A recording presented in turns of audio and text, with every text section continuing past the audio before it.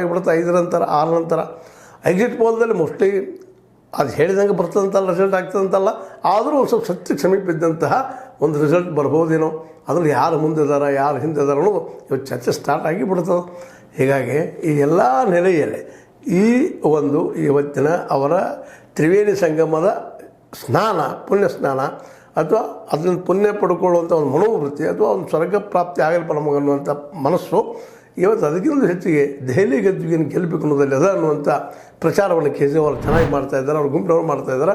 ಯಾಕಂದರೆ ಇಬ್ಬರಿಗೂ ಇದೊಂದು ಛಲದ ಹಠದ ಒಂದು ಏನಪ್ಪ ಅಂದ್ರೆ ಕಾಳಗಾಗ್ಯದ. ಮತ್ತಿಲ್ಲ ಕೇಜ್ರಿವಾಲ್ ಗೆದ್ರೆ ನಿಶ್ಚಿತವಾಗಿಯೂ ಮುಂದಿನ ದಿನಗಳಲ್ಲ ವಿರೋಧ ಪಕ್ಷಗಳ ನಾಯಕರಾಗಿ ಹೊರಹೊಮ್ಮೋದ್ರಲ್ಲಿ ಎರಡು ಮಾತೂ ಇಲ್ಲ. ಯಾಕಂದರೆ ಈ ಒಂದು ನಮ್ಮ ಏನಪ್ಪ ಇಂಡಿಯಾ ಗಠಬಂಧನಕ್ಕೆ ಒಬ್ಬ ಸೀಮಿತ ವ್ಯಕ್ತಿತ್ವದ ಆದರೆ ಇಡೀ ದೇಶದ ತುಂಬ ಹೆಸರಿರುವಂಥ ಒಬ್ಬ ವ್ಯಕ್ತಿ ಬೇಕಾಗಿದ್ದಾರೆ. ಅದು ಕೇಜ್ರಿವಾಲ್ರಲ್ಲಿ ಅವರು ಇಂಡಿಯಾ ಗಠಬಂಧನ ಹೋಗ್ತಾ ಇದ್ದಾರೆ.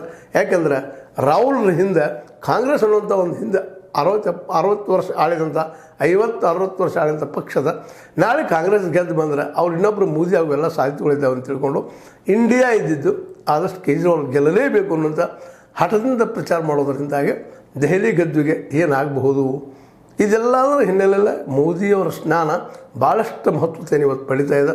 ಪುಣ್ಯ ಸ್ನಾನ ತ್ರಿವೇಣಿ ಸಂಗಮದಲ್ಲೇ ಮತ್ತು ಈಗಾಗಲೇ ತ್ರಿವೇಣಿ ಸಂಗಮದಲ್ಲಿ ಹಿಂದೆ ಈ ದುರ್ಘಟನೆ ಆಗಿ ಏನೇನು ಆಯಿತು ಅನ್ನೋದು ಈಗ ನೋಡಿದಿರಿ. ಆದರೂ ಸಹಿತ ಜನರ ನಂಬಿಕೆಯ ಜೊತೆಗೆ ನಮ್ಮ ಮೋದಿಜಿಯವರು ಆ ಒಂದು ನಂಬಿಕೆಯನ್ನು ಸದುಪಯೋಗ ಮಾಡ್ಕೋಬೇಕು, ದೆಹಲಿ ಗದ್ದುಗೆಯನ್ನು ಪಡ್ಕೋಬೇಕು ಅನ್ನೋದು ಯಾವುದೋ ಮೂಲೆಯಲ್ಲಿ ಇರ್ಬೋದು.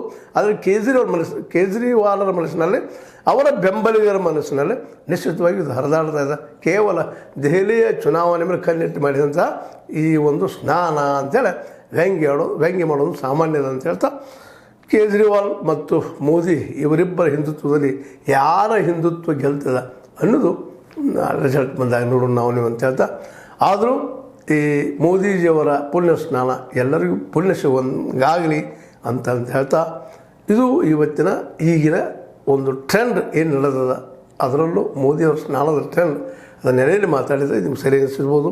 ಸರಿ ಅನಿಸಿ ತಪ್ಪನ್ರಿ ಲೈಕರ್ ಮಾಡಿರಿ, ಡಿಸ್ಲೈಕರ್ ಮಾಡಿರಿ, ಆದರೆ ಸಬ್ಸ್ಕ್ರೈಬ್ ಆಗೋದನ್ನು ನಿಲ್ಲಿಸಬೇಡ್ರಿ ಅಂತ ಹೇಳ್ತಾ, H16 ನ್ಯೂಸ್ ಅರ್ಥಾತ್ ಹೇ ಸೀತಾರಾಮ್ ಸತ್ಯದ ಕೈಗಳಲ್ಲಿ ವಂದನೆಗಳು.